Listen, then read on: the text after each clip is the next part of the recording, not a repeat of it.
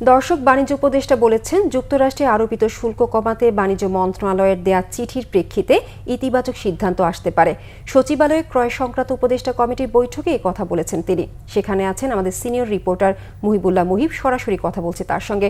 মুহিব, বাণিজ্য উপদেষ্টা যুক্তরাষ্ট্রের শুল্ক আরোপ বিষয়ে আর কি বলেছেন জানাবেন আমাদের।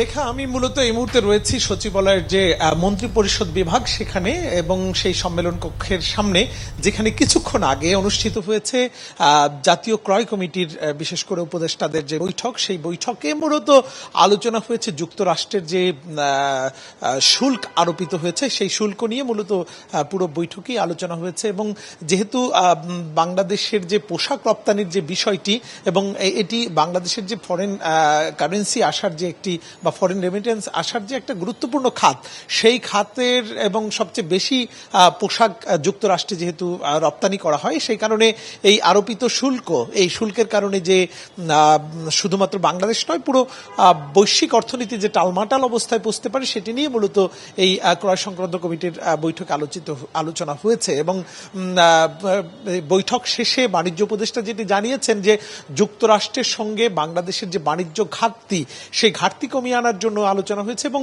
সেখানে যেটি বলা হয়েছে যে যুক্তরাষ্ট্র থেকে এর আগে শুল্ক মুক্ত সুবিধায় 190টি পণ্য আমদানি করা হতো, এবং সেটি শুল্ক মুক্ত সুবিধায় আরও 100টি পণ্য আমদানির সিদ্ধান্ত নেওয়া হয়েছে, যেখানে আগের চেয়ে সেই পণ্যের সংখ্যাটি দাঁড়িয়েছে 290টি। অর্থাৎ এই যে আরও 100টি পণ্যের শুল্ক মুক্ত সুবিধা দেয়া যুক্তরাষ্ট্রকে, এই কারণে এই উপদেষ্টারা মনে করছেন যে এই কারণে বাংলাদেশই লাভবান হবে।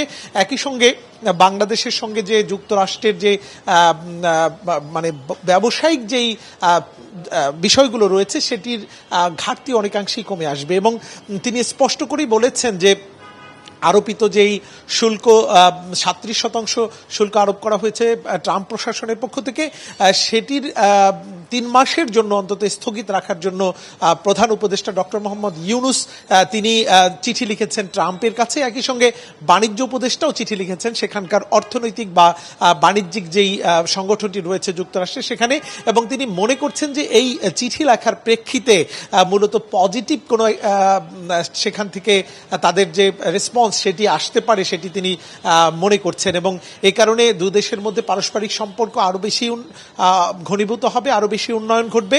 এবং একই সঙ্গে তারা মনে করছেন যে এই নতুন করে আরোপিত শুল্কের কারণে বাংলাদেশের খুব একটা ক্ষতি হবে না, এটিও কিন্তু নিশ্চিত করেই তারা বলেছেন। তো এই ছিল আমার কাছে জাতীয় ক্রয় সংক্রান্ত কমিটির বৈঠক থেকে নেওয়া সিদ্ধান্তগুলোর সার্বিক পরিস্থিতির তথ্য। রেখা, মুহিব, আপনাকে ধন্যবাদ।